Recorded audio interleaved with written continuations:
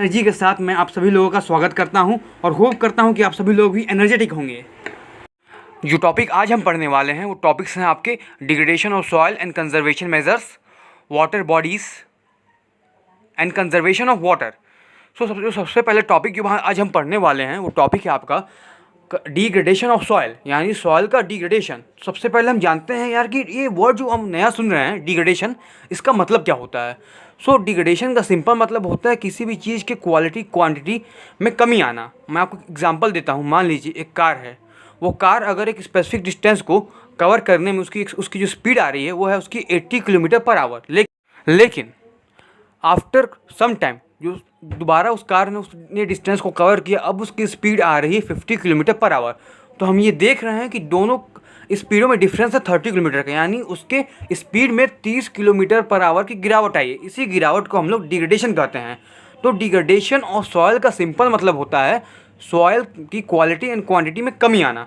इसके मेनली दो फैक्टर हैं जिसे मैंने हाईलाइट किया है। वो फैक्टर आपका है soil erosion and depletion. Soil erosion का मतलब होता है removal of the upper layer of soil by different causes, यानी कि सॉइल की जो अपर लेयर है, ऊपरी सतह, उस सतह का removal by different natural causes या मैन मेड कॉज, मतलब कि कई तरह के कॉजेज से उसके जो अपर लेयर उसका रिमूवल। और दूसरा जो टॉपिक है वो हमारा है डेप्लीटेशन। डेप्लीटेशन मतलब होता है, अगर आप इंग्लिश डिक्शनरी में इस वर्ड को सर्च करेंगे तो इस वर्ड का मतलब होता है एग्जॉस्ट करना, किसी भी चीज़ को पूरी तरीके से यूज़ करना।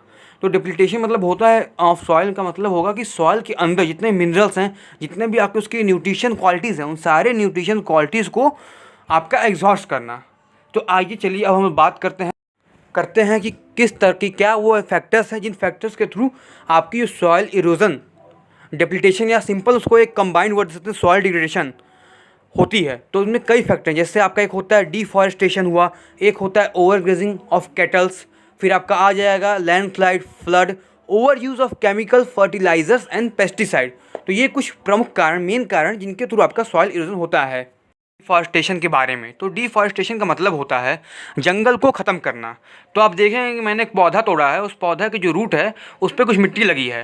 तो ये शो करता है किस तरह जितने ट्रीज़ हैं, प्लांट्स हैं, छोटे से प्लांट्स से लेकर बहुत बड़े ट्रीज़ तक, वो कितने टाइटली से उस एरिया के सॉइल को होल्ड करते हैं कि कितनी भी तेज़ आंधी आ जाए, बाढ़ आ जाए, वहाँ से वो सॉइल रिमूव नहीं होता है। लेकिन अगर हम वहाँ से उस प्लांट को या उस ट्री को हम निकालते हैं तो वहाँ की जो सॉइल होती है, उसको वो टाइटनेस मिली होती है प्लांट के कारण या ट्री के कारण, वो नहीं रहेगी, जिससे वो सॉइल आराम से इरोज होती है। इसीलिए डिफॉरेस्टेशन को एक बहुत बड़ा कारण बनाया गया है, या कारण या फैक्टर कहा गया है जिसके थ्रू आपका सॉइल इरोजन होता है। मैं आप क्लियरली देख सकते हैं किस तरह उस पौधे की रूट्स ने उस एरिया की मिट्टी को कितने टाइटली और कितने फर्म तरीके से होल्ड किया हुआ है। तो दूसरा फैक्टर हमारा है वो है ओवरग्रेजिंग। जो हमारे जानवर होते हैं कैटल्स, वो जब आवश्यकता से अधिक जब वो ग्रेस कर जाते हैं तो उसके कारण जो सॉइल के ऊपर की प्रोटेक्टिव लेयर होती है वेजिटेशन की, वो गायब हो जाती है, जिसके कारण the phenomena of soil erosion take place there. अब जो दूसरा फैक्टर जिसके बारे में हम बात करने वाले हैं वो फैक्टर हमारा है लैंडस्लाइड। तो इस वर्ड को जब अगर हम लोग डिफरेंट तोड़ेंगे तो इसका मतलब होता है लैंडस्लाइड। लैंड मतलब भूमि और स्लाइड मतलब फिसलना। तो जिस तरह आप इमेज देख सकते हैं कि जो भूमि है वहाँ का जो सॉइल पोर्शन है, जो लैंड पोर्शन, वो आपका खिसक के गिर रहा है। तो इसी प्रोसेस को लैंडस्लाइड कहते हैं। इसके कारण देख रहे हैं कि आप वीडियो में देख सकते हैं कितने अधिक मात्रा में आपका जो सॉइल है वहाँ से वो डिस्प्लेस हो रहा है। तो इसी प्रोसेस को वो लैंडस्लाइड कहते हैं। तो लैंडस्लाइड मेनली हिली एरियाज़ में होता है, और ये बेसिकली तब होता है जब वहाँ पे आपका बहुत ही तेज़ स्पीड से रेन होता है, या फिर जब कंडीशन लाइक जैसे कि बादल फटना, ऐसी कंडीशन टेक प्लेस होती है, तो वहाँ पे आपका ये लैंडस्लाइड होता है। अब जो फैक्टर जिसके बारे में हम पढ़ने वाले हैं वो फैक्टर आपका है फ्लड। तो अब हमारे मन में क्वेश्चन आएगा यार कि ये फ्लड से क्यों सॉइल इरोजन होता है। तो जो हमारी मिट्टी जो आपकी किसी भी प्लांट के थ्रू जुड़ी नहीं होती है, जो मिट्टी आपकी ऐसी खुली होती है, तो जब जो फ्लड आता है तो फ्लड का पानी इतना आपका कह सकते हैं कितना तीव्र होता है, या फिर इतना उसकी इंटेंसिटी इतनी अधिक होती है कि जब वो फ्लड के पानी जाता है तो अपने साथ आप देख सकते हैं कि अपने साथ वो कई सारे जहाँ जहाँ जाता है वहाँ उस अफेक्टेड एरिया की मिट्टी में साथ लेके जाता है। इसीलिए आपने हमेशा देखा होगा कि जब भी बाढ़ आती है तो नदियों का किनारा जो होता है वहाँ पे आप देखते हैं कि जो उसके किनारे जिनके घर होते हैं उनका एक बहुत बड़ा पोर्शन बाढ़ अपने साथ बहा के ले आता है। इसीलिए बाढ़ के कारण आपका सॉइल इरोजन होता है। अब हम उन तरीक़ों के बारे में बात करेंगे जिन तरीक़ों के थ्रू हम सॉइल इरोजन को रोक सकते हैं। तो इनमें सबसे पहला टॉपिक आता है वो है मल्चिंग। तो मल्चिंग असल में एक प्रोसेस होता है जिसमें हम लोग क्रॉप्स के बीच खाली बची स्पेस में एक स्पेशल काइंड ऑफ एक ऑर्गेनिक मिक्सचर को भरते हैं, जिसे मल्च कहते हैं। और ये मल्च होता है बेसिकली जानवरों के गोबर, सूखी पत्ती, फलों के छिलके, सूखी टहनियों को मिला के बनते हैं। इस प्रोसेस से एक फ़ायदा ये होता है कि जब जो पौधे होते हैं वो पौधे जब आपका सॉइल के अंदर की मॉइस्चर को जब सोख लेते हैं और उसके अंदर के न्यूट्रिशन को सोख लेते हैं, तो ये मल्चिंग का प्रोसेस होता है। ये मल्चिंग का प्रोसेस एक तरह से उस सॉइल को, उसकी मॉइस्चर और उसकी न्यूट्रिशन को रिगेन करने में ताकत हेल्प करता है। आप सिंपल भाषा में कह सकते हैं कि जो मल्चिंग है, मल्च है, वो एक तरह से आप सॉइल का प्रोटीन एंड विटामिन है। अब जिस प्रोसेस के बारे में हम बात करने वाले हैं वो प्रोसेस है आपका रॉक डैम। तो रॉक डैम क्या होता है कि जब भी आप किसी भी खेत में आप जाते हैं, अपने गांव साइड भी खेत में जाएंगे तो आप देखेंगे खेत में ट्यूबवेल लगा होता है जिसके थ्रू खेत को इरिगेट करने के उसमें से पानी छोड़ा जाता है। इरिगेट वर्ड का मतलब होता है खेत को या किसी चीज़ को पानी देना। तो जब उसको इरिगेशन के लिए पानी वहाँ पे छोड़ा जाता है, वो जेट पंप से या फिर उन टुल्लू से जो पानी निकलता है उसकी स्पीड बहुत तेज़ होती है, जो आपके सॉइल को और फसल दोनों को नुकसान कर सकती है। तो उस लिए तो वहाँ पे आकर रॉक डैम यानी पत्थरों से छोटे छोटे डैम टाइप के कुछ एक स्ट्रक्चर बनाए जाते हैं जिसके थ्रू जो आपका पानी है वो आपका आराम से फ्लो कर सके और उसके कारण पानी का स्पीड में थोड़ा रिड्यूशन आए, उसके कारण कि जो पौधे और आपका सॉइल ख़राब ना हो और आपके सॉइल इरोजन का जो फिनोमिना है वो ना आकर करे। अब मैंने आपको एक ऊपर फोटो दिखाया है जिस वीडियो में देखिए किस तरह मैंने एक छोटा सा रॉक डैम बनाया आप लोगों को दिखाने के लिए कि किस तरह पानी जब एक बहुत स्पीड से फोर्सफुली पानी आया तो रॉक डैम उस पानी को रोक दे रहा है और पानी फिर आकर उस साइड उस तरफ ईंटों के उस तरफ आराम से जा रहा है। तो इस प्रोसेस के थ्रू हो जाएगा और संग ही संग में आपका जो ये वाटर, आपका जो सॉइल है वो भी सॉइल इरोजन है उसकी भी फिनोमिना वहाँ अकर नहीं करेगी। अब हम आते हैं तीसरे टॉपिक पे जो टॉपिक है हमारा आपका counter plogging and terrace farming. तो काउंटर फार्मिंग का मतलब होता है किसी भी स्लोप में काउंटर का CO जो ऊपर लिखा हुआ है स्पेलिंग CONTOUR, काउंटर मतलब होता है उठा हुआ स्ट्रक्चर। तो जितने भी आपके स्लोपी इलाका होते हैं या फिर प्लेन खेत, तो वहाँ पे आपका स्लोपी इलाकों में एक जो मिट्टी को इस तरह से खेत को जुड़ा जाता है कि एक उठा हुआ स्ट्रक्चर फॉर्म हो जाए। तो उस उठे हुए स्ट्रक्चर पे लोग आपके प्लांटेशन होता है फिर कल्टीवेशन होता है जिसके थ्रू आपका जब भी पानी इरिगेशन हो या फिर पानी आए तो उसके आपका जो सॉइल इरोजन हो वो ना हो, आपके सॉइल डिस्ट्रॉय ना हो, सॉइल आपका क्रॉप डिस्ट्रॉय ना हो। और टेरेस फार्मिंग मतलब होता है किसी भी पहाड़ी इलाकों में, फॉर एग्जांपल इंडिया हमारे मेघालय, असम में या फिर जो भी नॉर्थ ईस्टर्न स्टेट है वहाँ पे फार्मिंग का सबसे सूटेबल रीजन है टेरेस फार्मिंग। तो टेरेस फार्मिंग में होता क्या है कि जितने भी आपके पहाड़ होते हैं उस पहाड़ को जैसे काउंटर प्लॉगिंग हम लोग एक स्लोपी इलाका या पहाड़ को जिस तरह उस पर काउंटर जैसा स्ट्रक्चर बनाते थे, उसी तरह टेरेस फार्मिंग में हम लोग ये काम करते हैं कि स्टेप्स में कि आपका ये सीढ़ीनुमा आकार बनाते हैं फिर उस पर हम लोग फार्मिंग करते हैं। तब अंतर लोग पूछते हैं कि भैया काउंटर प्लॉगिंग और टेरेस फार्मिंग दोनों हम स्लोप पे करते हैं, तो दोनों में अंतर क्या हुआ? तो अंतर ये हुआ कि जो काउंटर प्लॉगिंग में आपका कोई एक काउंटर प्लॉगिंग आपका एक स्ट्रक्चर उठा देते हैं, खेत जोतते वक्त स्ट्रक्चर उठा देते हैं जिसके थ्रू पानी है आपका वो उसका जो पानी जिस फोर्स से आता है वो फोर्स रिड्यूस हो जाए और आपका सॉइल इरोजन के फिनोमिना वहाँ अकर ना करे। जबकि आपका जो टेरेस फार्मिंग में स्लिप्स काटे जाते हैं जिसके थ्रू उसमें भी सेम काम होता है, बस यही है कि उसमें स्लिप काटे जाते हैं और जो प्रोडक्शन लेवल होता है और सॉइल इरोजन होता है जो वो आपका काउंटर प्लॉगिंग से बहुत कम होता है। तो यही सिंपल डिफरेंशिएशन है टेरेस फार्मिंग और काउंटर प्लॉगिंग में। बेसिकली जो हमारा टेरेस फार्मिंग है आपका हिमालयाज़, सेंट्रल हिमालयाज़ में और वेस्टर्न हिमालयाज़ और इंडिया के नॉर्थ ईस्टर्न स्टेट में किया जाता है।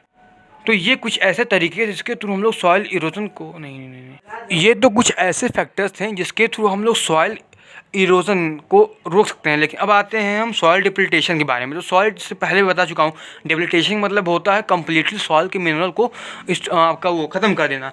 तो और ये बेसिकली होता क्या, ये होता है फर्टिलाइजर्स और पेस्टिसाइड्स के थ्रू।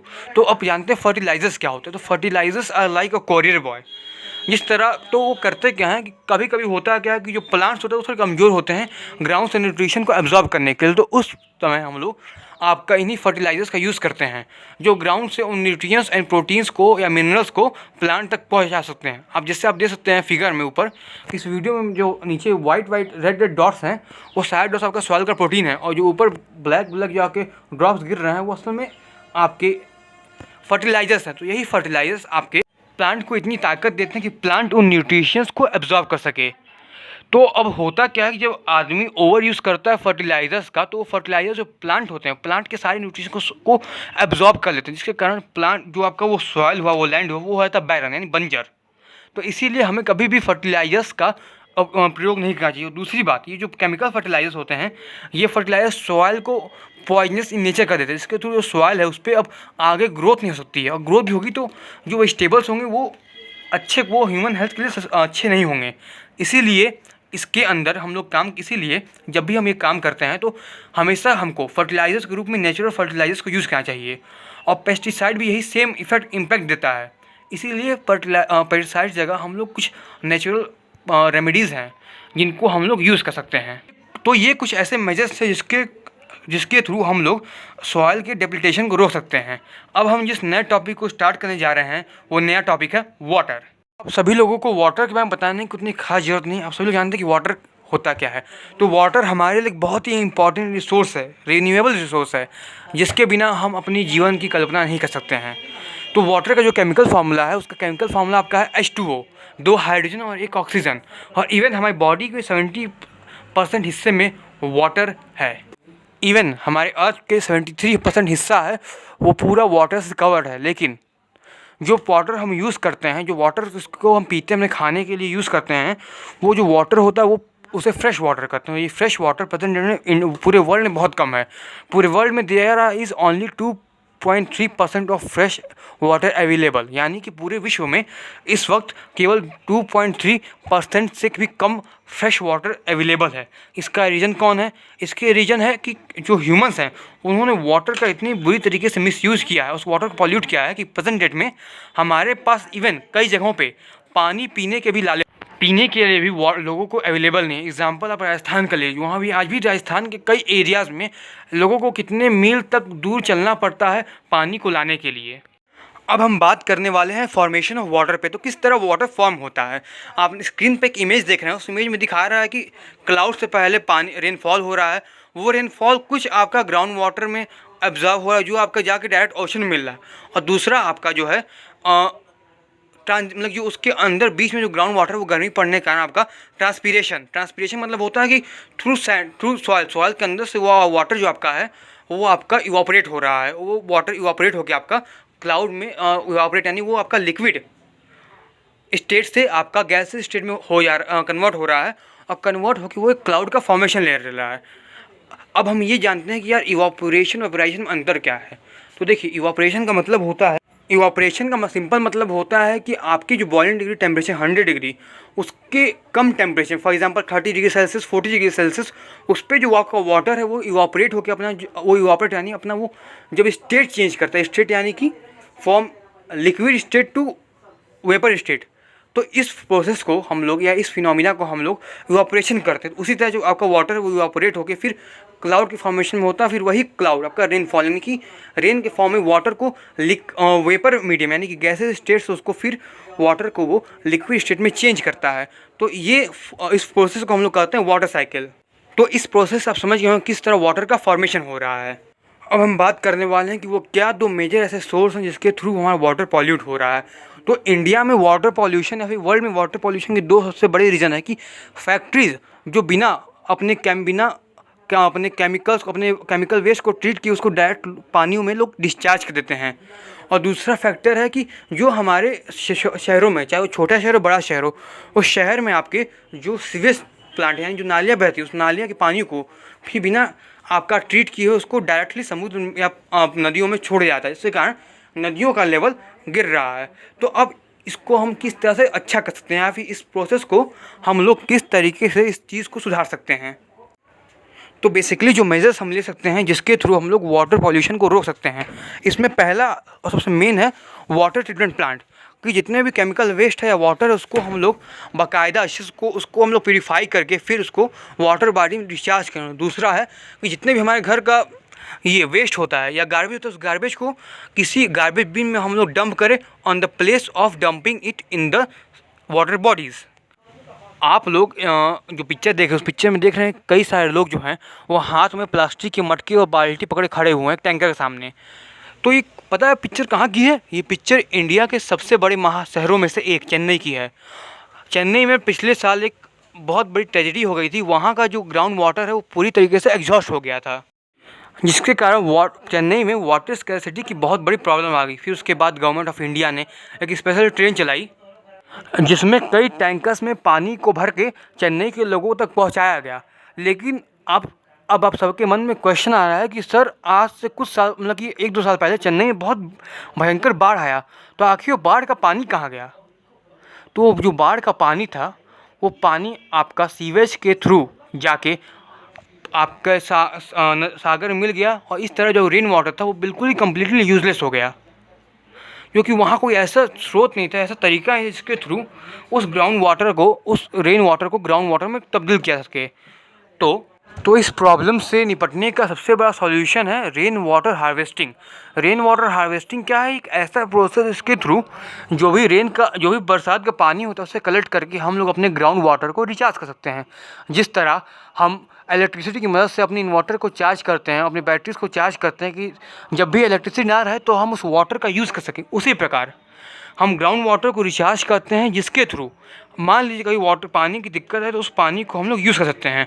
आप इमेज में देख सकते हैं किस तरह रूफ के थ्रू वाटर कलेक्ट हो रहा है, उस वाटर को थ्रू पाइपलाइंस एक जगह उसको स्टोरेज टैंक में स्टोर किया जा रहा है अपने डे टू डे यूजेस के लिए, और फिर दूसरी जगह उसी पानी को फिर आपका एक कुएँ के थ्रू ग्राउंड में डाला जा रहा है, जिसके थ्रू ग्राउंड वाटर रिचार्ज हो सके। तो इसी प्रोसेस को कहते हैं रेन वाटर हार्वेस्टिंग।